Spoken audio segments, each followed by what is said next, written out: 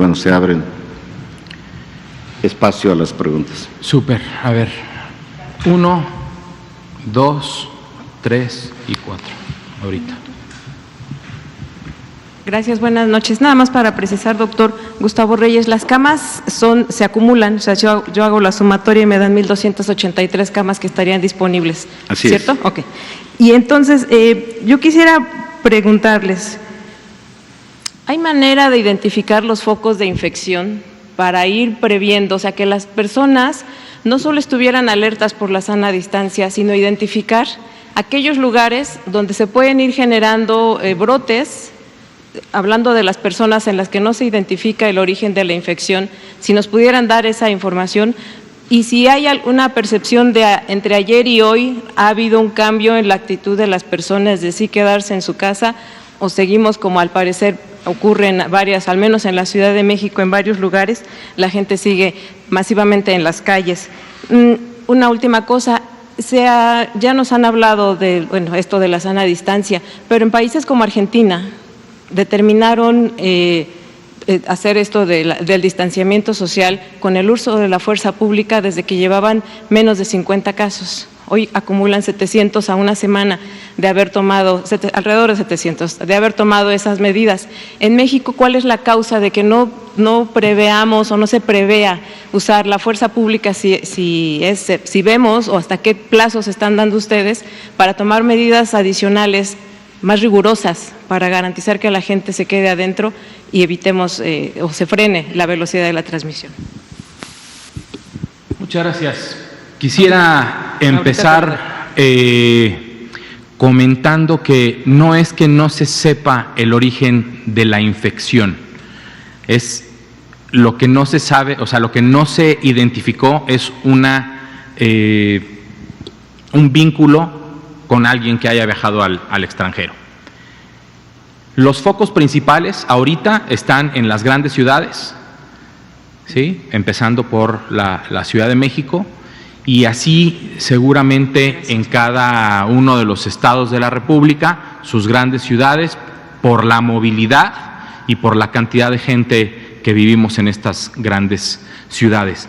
¿Por qué no contemplar el uso de la fuerza pública para que la gente se quede en casa? Pues primero porque no estamos en un estado de excepción. Seguimos y mantenemos la idea del respeto de los derechos humanos de todos y apelamos a la honestidad y a la franqueza de la gente para que se quede en su casa. Sabemos que si esto no sucede, las cosas no van a funcionar. ¿Hay necesidad de arriesgarse? No es una decisión que me corresponda a mí como director general de promoción de la salud. Es una decisión de muy alto nivel, de hecho del señor que está todos los días aquí presente a las 7 de la mañana, es el que tendría que tomar ese tipo de decisiones. Perdón, sobre la vigilancia centinela, sí. Actualmente o a partir de cuándo ya no vamos a tener el número de casos totales, sino lo que se recopila a partir de la vigilancia centinela, o estos números ya no son los totales porque ya está la centinela, si me puede explicar. ¿Y eso no, mire, la vigilancia centinela lo que hace es ver cómo se está comportando en diferentes áreas la enfermedad. Los números totales los tendremos igual que todos los días, pero también tendremos un número estimado de casos. Por cada caso que uno detecta en vigilancia centinela, sabe cuántos más o menos no se detectan alrededor, y entonces se estima. Estos números ya corresponden a una vigilancia centinela. Estos son los números, este es el número acumulado de lo que se ha detectado hasta el momento. La vigilancia centinela empieza ahora y van a verse los números de vigilancia centinela, no se van a ver en este momento. Recuerden que, como lo acabamos de ver, hay un total de acumulados importante que están pendientes de resultado. Entonces, hasta que estos estén ya revisados los resultados en el laboratorio, y se va a empezar a ver la vigilancia centinela después.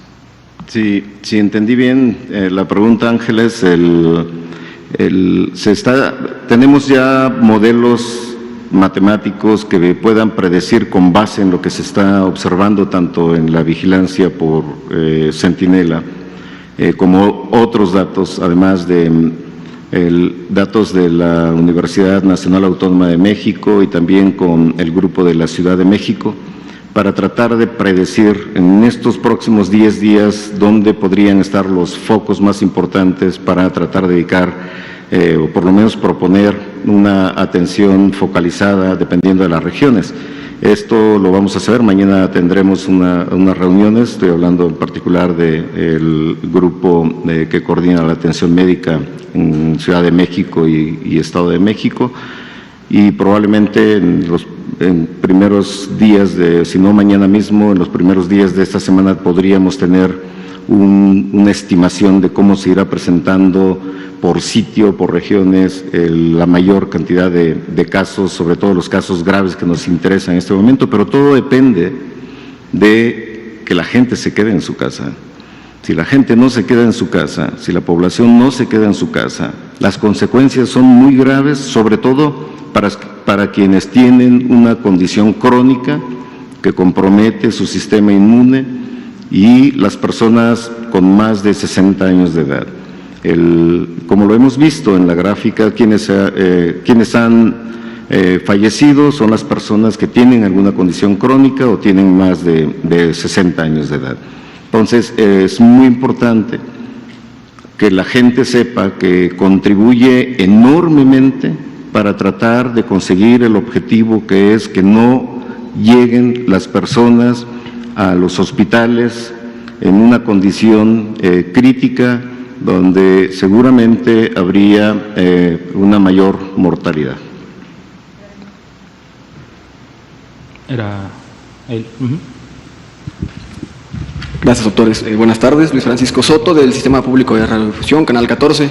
Doctor Gustavo, al respecto de la cantidad de camas y espacios para la atención hospitalaria de estos casos graves, quiero preguntarle cómo va a ser esta coordinación con las Secretarías de la Defensa Nacional y la Secretaría de la Marina, que ya anunciaron, ¿verdad?, que están haciendo pues este inventario de la cantidad de camas y de espacios que se van a ofrecer.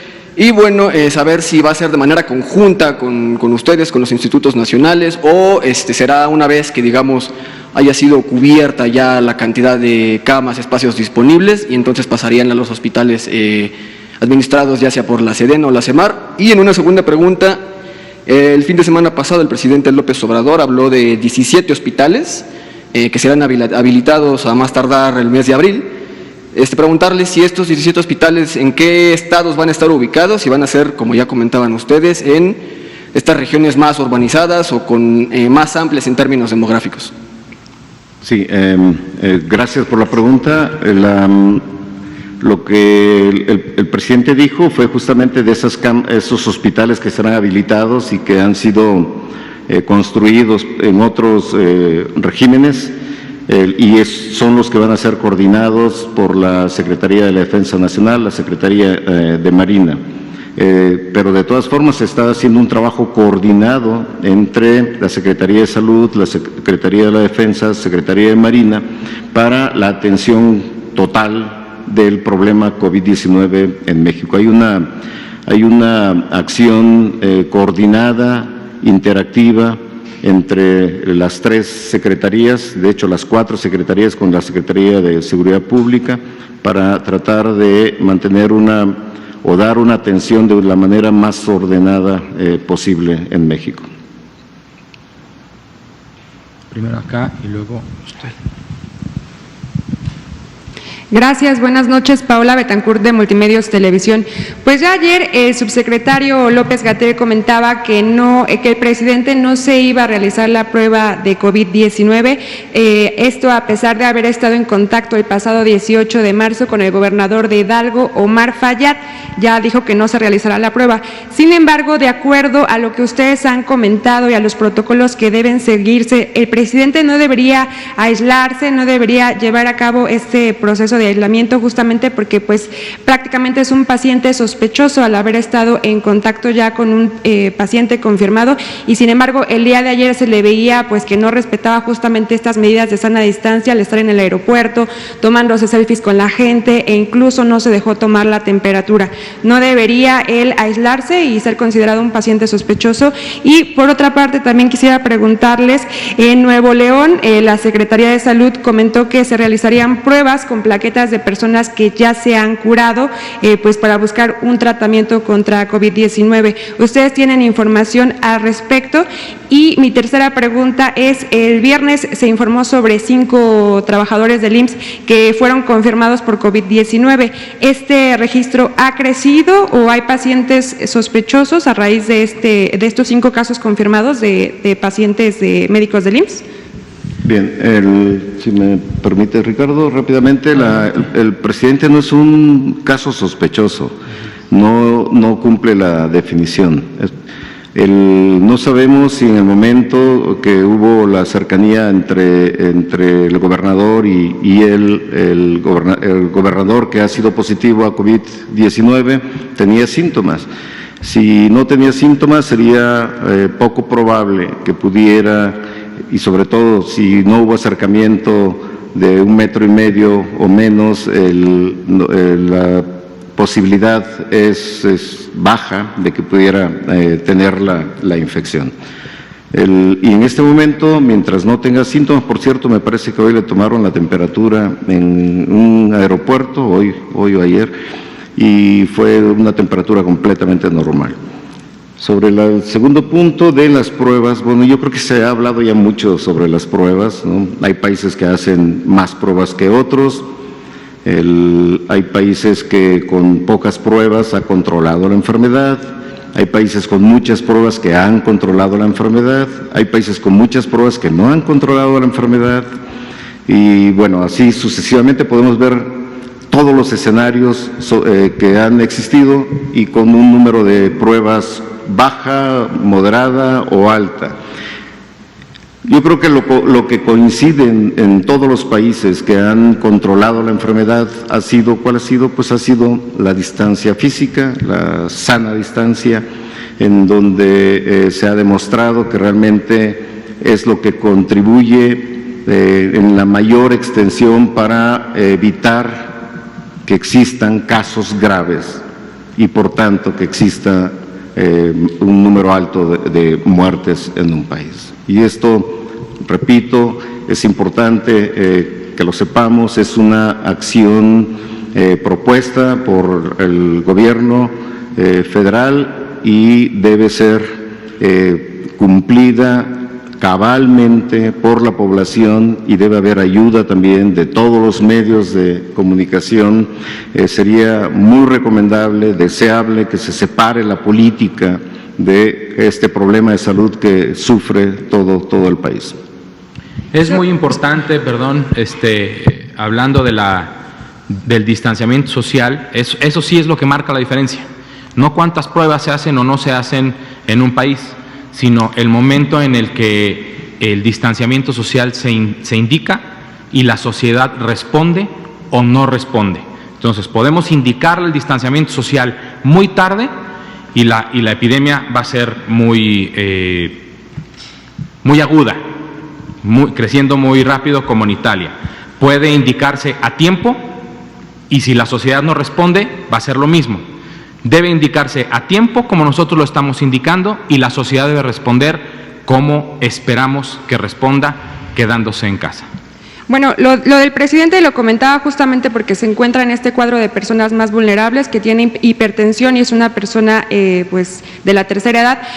Faltó esta respuesta acerca de si conocen sobre este tratamiento del cual se ha hablado en Nuevo León con plaquetas de personas que ya se han curado. Sí. Si tienen Eso información. Sí, es del ámbito de competencia del Sí, doctor.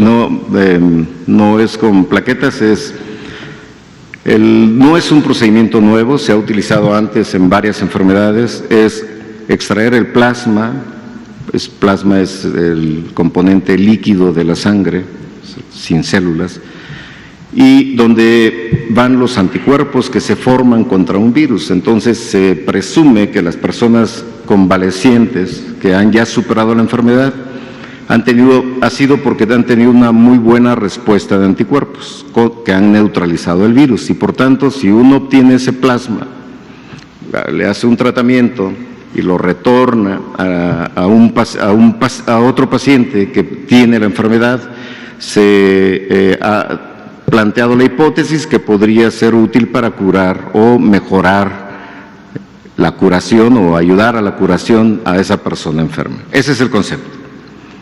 Sin embargo, como todos los tratamientos que se han planteado hasta ahora, y puedo darles la lista: hidroxicloroquina o cloroquina, acitromicina combinada con cloroquina, o el remdesivir, que quizás sea el que más probabilidades tenga de controlar a la enfermedad, al virus.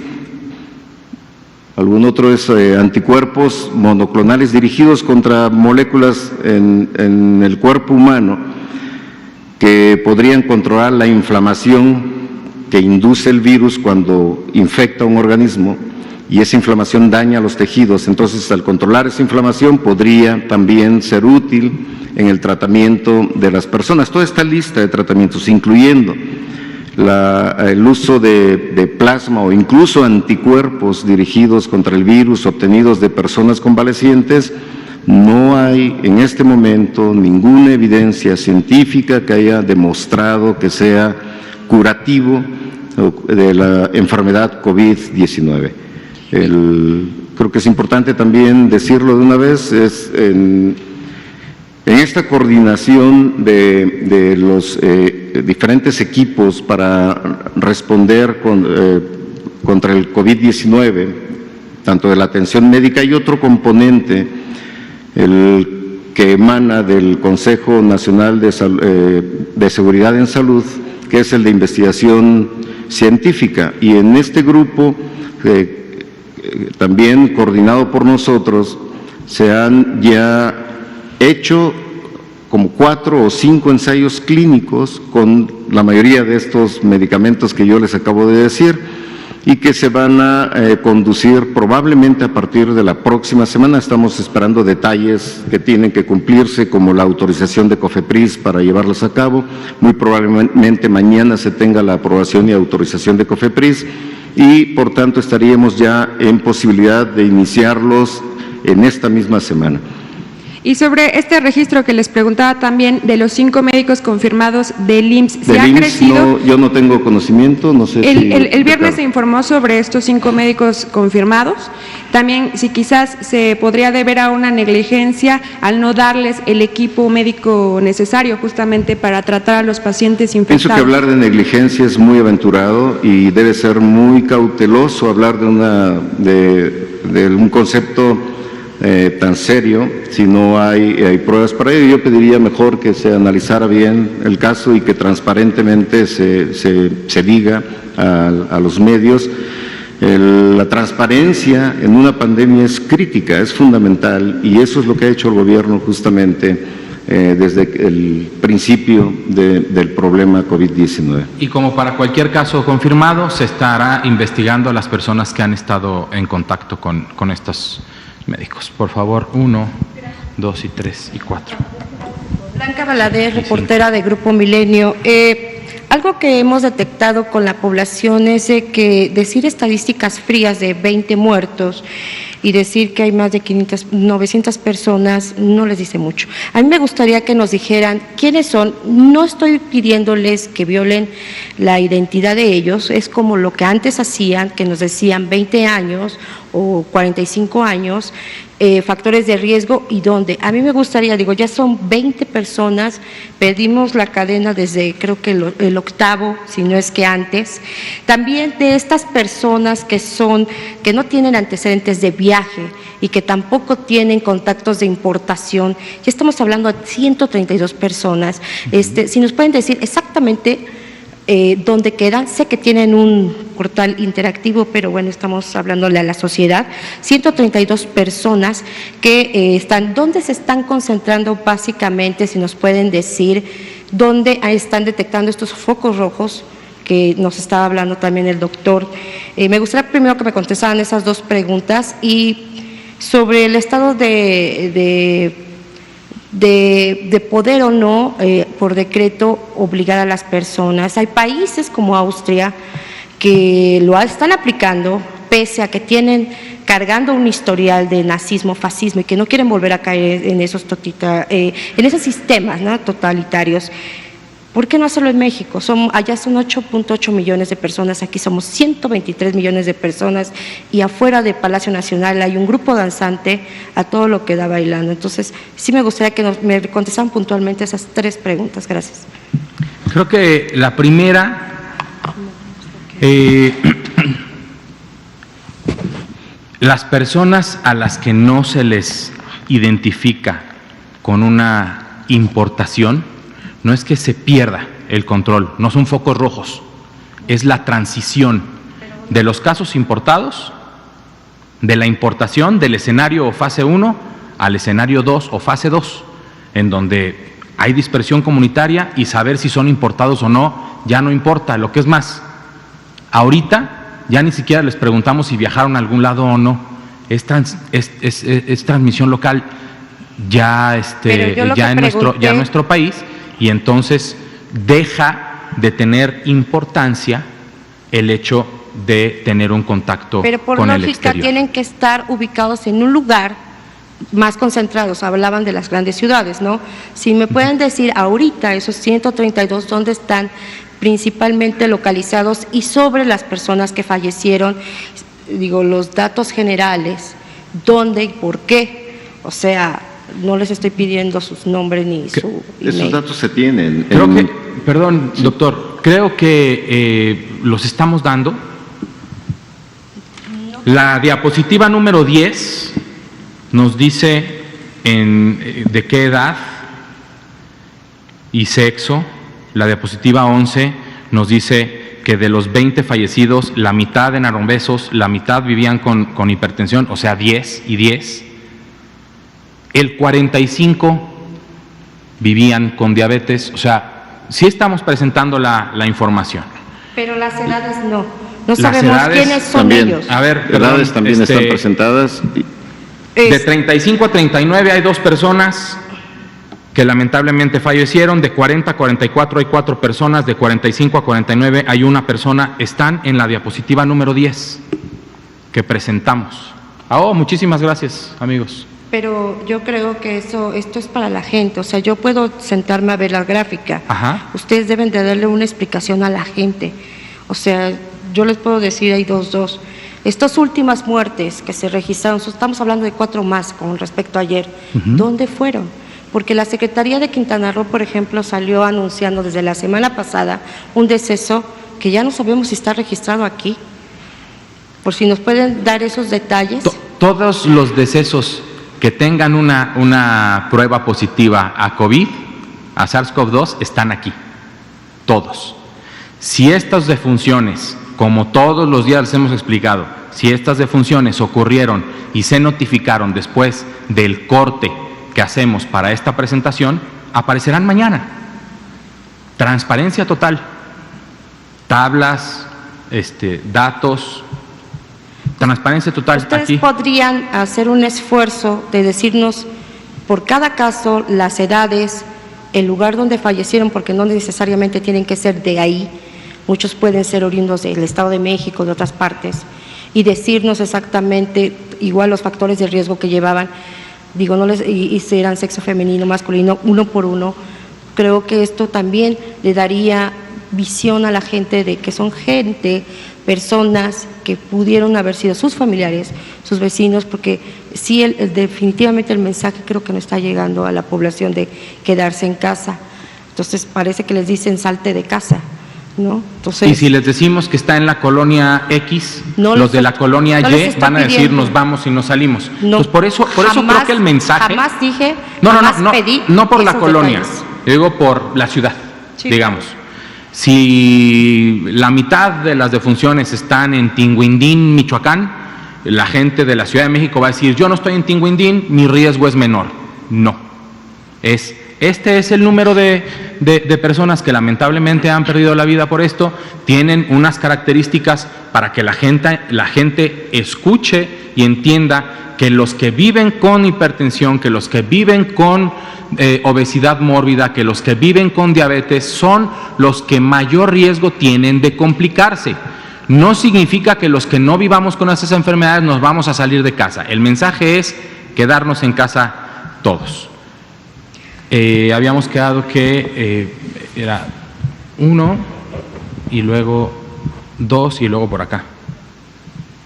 Buenas noches. Yo quiero saber en qué momento vamos a entrar o se puede hablar ya de la fase 3.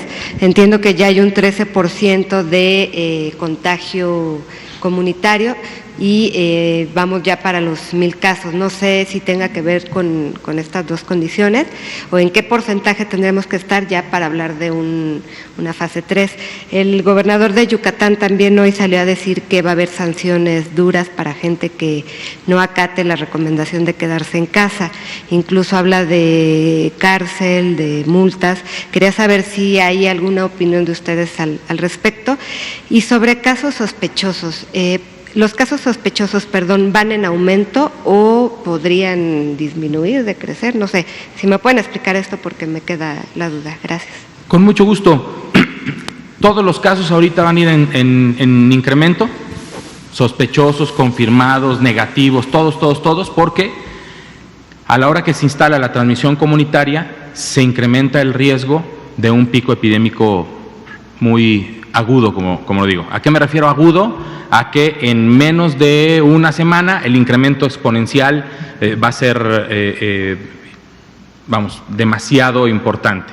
Por eso las acciones de mitigación y de quedarnos en casa, para que esta curva en este momento que está creciendo, en este momento empecemos a, todos los que están ahorita enfermos y que no lo saben, a casa. Todos los que no nos íbamos a enfermar, a casa también. En estas 2 semanas, que es el periodo de incubación de la enfermedad, es que estas personas van a desarrollar signos y síntomas. Si requieren de hospitalización, se llama al número de emergencias para llevarlo a un hospital. Si no se requiere de hospitalización, se quedan en casa. Se guardan, están ahí estas 2 semanas en espera y se van a recuperar. Y una vez terminada la Jornada Nacional de Sana Distancia, estaremos potencialmente, si todos hacemos caso y nos quedamos en casa, en posibilidad de ir regresando poco a poco a la vida cotidiana.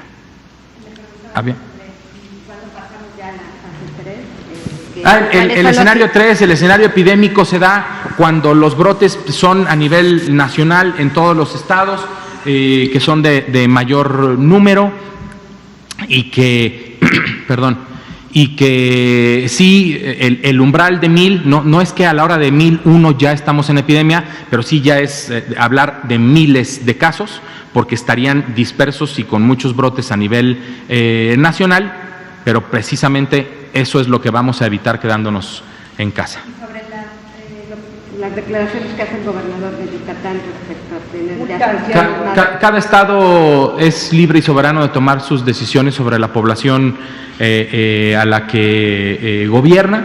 Pues nosotros por lo pronto a nivel federal no estamos tomando una decisión de ese estilo. Habíamos quedado que 1 y 2, porque nos quedan 3. Gracias, buenas tardes. Laura Taribio, del periódico Excelsior. Está circulando un acuerdo del Consejo de Salubridad. Quiero saber si es real. Parece que se reunió y están previendo un escenario de riesgo. Básicamente trata del control que tome el gobierno sobre el transporte público de pasajeros, incluido el privado, sobre el control de alimentos y sobre el control de las empresas. Quiero saber si este acuerdo es... El Consejo de Salubridad General no se ha reunido desde la última vez que se reunió y que abierta y transparentemente se notificó. La otra pregunta es, ¿cuánto cuesta esta reconversión de hospitales? Si nos pudiera decir, doctor Gustavo Terán. Usted el pasado 10 de marzo emitió una circular en la que decía que no había insumos, que faltaban médicos, que faltaba personal químicos, camilleros.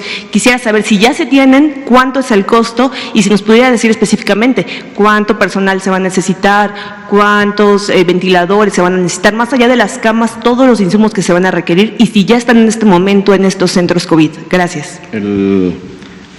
Honestamente no conozco la cantidad en dinero de lo que va a costar la reconversión hospitalaria, pero sí tenemos a un grupo de economistas de la salud trabajando para saber cuánto nos va a costar al final por cada paciente, en dinero, la atención que se va a brindar en todas las fases de la epidemia y de las reconversiones hospitalarias.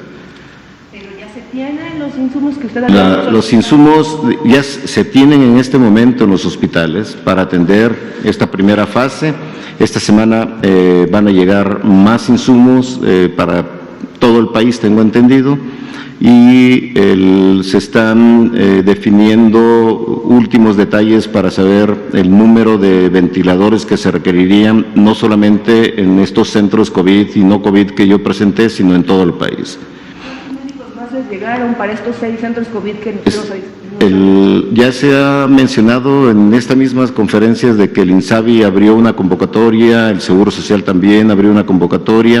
El número exacto de personas ya reclutadas y contratadas no lo sé, pero seguramente se dará a conocer en los días próximos el número exacto y seguramente este número irá aumentando conforme se irán necesitando en cada una de las fases de reconversión y de atención, dependiendo por regiones y dependiendo de la cantidad de enfermos que se atiendan en cada hospital. Perdón, pero para los hospitales y los institutos, ¿cuántos ventiladores ya les llegaron de los que usted requería? El número de ventiladores es exactamente el número de camas que yo presenté. Adelante. Y monitores igual y todo.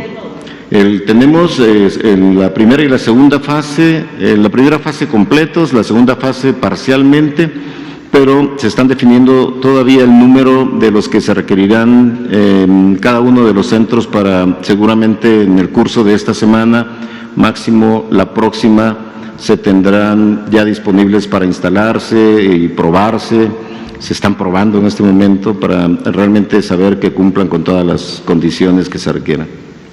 Buenas noches. Preguntarles cuánto tiempo les tomaría la reconversión de estos hospitales y en caso, pues que no es deseable, pero en el caso de que alguien, que se desbordara pues el número de casos que tengan que recibir, ¿qué va a pasar con quienes no alcancen una cama, por decirlo de alguna manera? Sí, la transición entre fase y fase es inmediata, porque cuando se ha ocupado el 50% de cada fase, se planea ya la entrada de la segunda fase. Justamente se planea al 50%, es un número arbitrario, pero que hemos calculado que servirá para que cuando se ocupe el 100% de las camas en la primera fase, se tenga ya listo el número de camas de la segunda fase y así también para la tercera fase. ¿No se prevé que se llegue en algún momento a que haya algún paciente, Dependerá mucho que no y confiamos en la población, es fundamental quedarse en casa.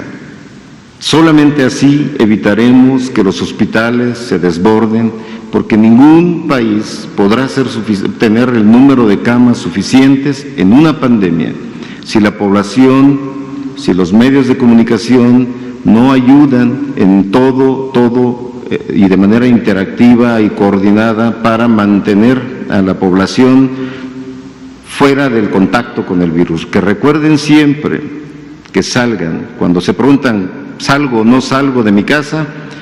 Un virus los está esperando afuera.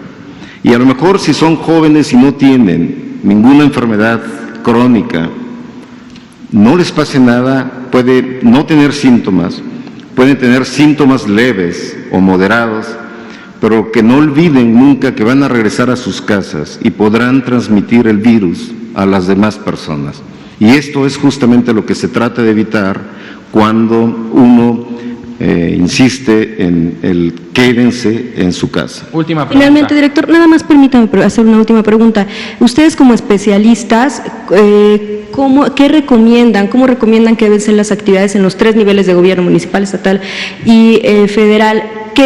¿Cómo deben de ser sus actividades ya? solo las esenciales y todos a casa. Es decir, por ejemplo, conferencias de prensa en la Ciudad de México, ya veíamos que se tenía la exposición de que en unos días van a ser virtuales. ¿Es momento de que las conferencias de prensa continúen o tengan que detenerse? Es un tema que tendríamos que hablar con el titular de la vocería y con el presidente de la República. Última pregunta. Sí, bueno, sí, Carlos Padilla de la revista Zócalo. En varias ocasiones nos han dicho ustedes que las personas que pudieran tener síntomas de estar contagiadas, pero que no tengan insuficiencia respiratoria, podrían quedarse en casa. La pregunta es, si se quedan en casa y recomiendan ustedes reposo, ¿algún medicamento recomiendan mientras esas semanas o 2 semanas se mantienen en casa sin ser hospitalizados? ¿Qué deben de tomar? ¿Qué debe de hacer la gente en ese momento? Y el cuidado de los enfermos a los hospitales, ¿qué recomiendan ustedes? Por último, nada más, en los hospitales que van a ser reconvertidos, ¿qué va a ocurrir con los enfermos de especialidades? ¿Qué va a pasar con ellos? Por favor. Sí, no hay tratamiento específico para el virus en este momento. Cada médico puede ser libre de prescribir los medicamentos que se han propuesto con base en anécdotas de que son útiles, como la hidroxicloroquina, como algún antirretroviral, como el medicamento que esté disponible, son libres de prescribirlos. Sin embargo, pues no hay evidencia científica de que sean útiles en este momento y desafortunadamente tendremos que esperar a que se terminen los ensayos clínicos para saber si realmente son eficaces o no son eficaces. ¿Qué medicamentos tomar? En general se recomienda, primero es mantenerse aislados, eso es lo más importante. Si los síntomas son muy leves y se tiene fiebre, pues solamente medicamentos para la fiebre. El más recomendado en cualquier parte del mundo es paracetamol y nada más. No hay más que hacer que mantenerse aislado, esperar que la respuesta inmune contenga el virus y puedan entonces ayudar a superar lo más pronto posible la infección por el SARS-CoV-2. Esa es la conducta médica y la conducta de las personas que están con la infección en cualquier parte del mundo, en cualquier ciudad del mundo. Para el traslado de enfermos a los hospitales. Hay todo un sistema de traslados dependiendo si la persona tiene seguro social, si tiene ISSSTE, si tiene seguridad social por cualquiera de las instituciones, o si no las tiene, también existe un mecanismo en el caso de la Ciudad de México, y es lo mismo que debe estar ocurriendo en el resto del país, cada jurisdicción sanitaria se hace cargo de ponerse en contacto con la persona gracias a este llamado por teléfono, de tomar la prueba, de tomar la muestra para hacer la prueba. Si resulta positiva y no amerita ir al hospital, se mantiene en casa. Si amerita ir al hospital, se traslada a los hospitales.